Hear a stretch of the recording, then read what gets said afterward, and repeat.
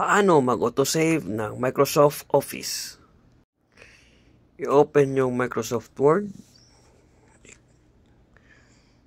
Tapos, i-click nyo yung blank document. Click nyo yung file menu. Tapos, options. Pagkatapos ay itong save menu. So, makikita nyo dito guys, yung default is 10 minutes. So, i-save natin siya every 5 minutes. So, pag may gawin kayo, every 5 minutes, nag-auto-save siya. So, no worries na siya guys. Okay? So, kahit makaligtaan nyo siya, nag-automatic siya ng save every 5 minutes. Okay? Thank you.